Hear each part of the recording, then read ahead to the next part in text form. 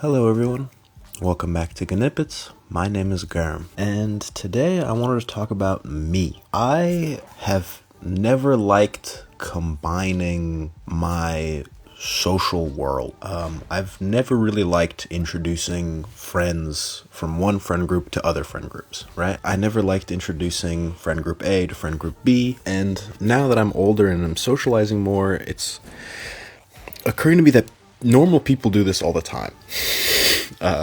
They do it constantly. And not only platonically, but romantically as well. People ask each other to set themselves up with friends and things like this. And it's insane to me.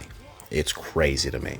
To this day, I don't like it. But I think I had a big breakthrough in at least understanding why. I did like to give out an honorary mention to a tweet that I saw a week ago. And it was like, dude, people only like you for your actions and your personality. Like, that's not the real you. I thought it was very funny. But it's segue in the sense that I don't want to say I interact with people transactionally, but I do interact with them transactionally in the sense of hobbies, interests. There are certain friends that I do certain things with. There are certain friends that I hike with. There are certain friends that I exercise with. There are certain friends that I read with. There are certain friends that I do whatever with, right? And that's how I treat them. And that's what they do. And it's not only that, but I act differently around them. Depending on the medium or the media that I share with them or experience with them, I'm going to act differently. When I find a book particularly moving, right,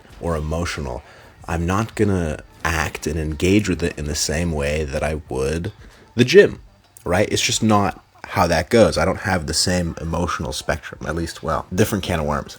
And that's how I kind of interact and treat my friends, but I'd like to think that I don't kind of compartmentalize or box my friends into those niches or mediums. But I think I inadvertently do that to myself through them, if that makes sense. Where because I only interact with these people through those specific hobbies, I almost become like a really shitty divinity, you know? Where they go, yeah, that's Germ, that's the god of gym, you know, right? And then they go and that's the gym guy, or that's the god of book, and they go and I'm the book guy, right? And it depends on level of knowledge and skill and things like this, right? But I become their go-to guy for that thing. And the problem is, or one of the problems is that the reason I think of it as divinity, or like a really shitty divinity, is because when you look at like Greek gods, right?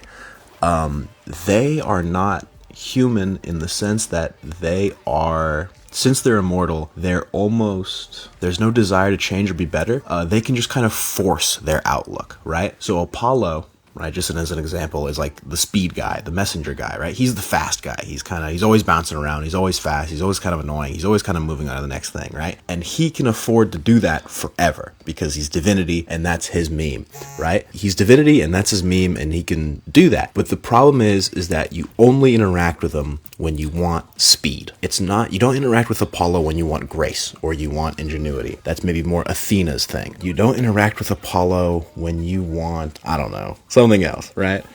And so I become like a shitty Apollo to these people, it seems. I'd like to think that it's not true for my closer friends, for my more intimate friends. They kind of understand me. They understand that I am a complicated and layered human being, just like them and everyone else, right? But for most of my relationships, anything kind of in between acquaintance and intimate dear friend, it kind of seems like that's how they view me.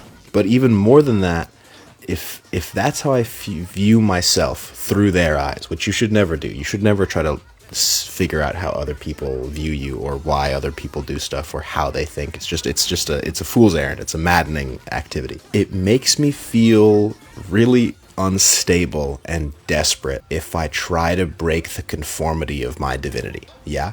If I am the speed guy, and that's all everyone knows me for. If I ever try to slow down, I become ridiculed.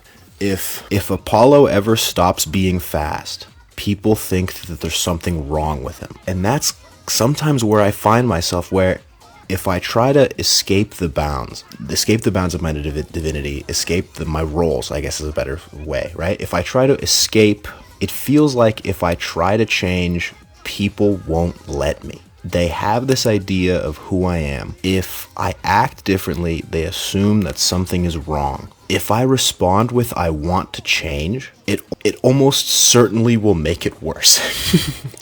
I mean, there's a gamble to be made with certain people who you interact with and surround yourself with, that maybe like that is the wall that you need to break down to become human, to evolve from divinity to humanity. I think most people simply not couldn't handle it, but won't. It's almost just not worth it for certain relationships to even try and change their understanding of who you are. It's almost more worth, like, there are people who I interact with so rarely, and their perception of me is so unchanged that just for them I play the character. Just for them I say the lines that they want me to say.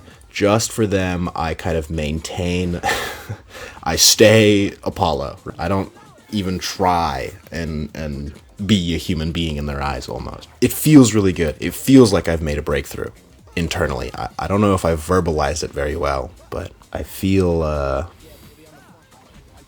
lighter.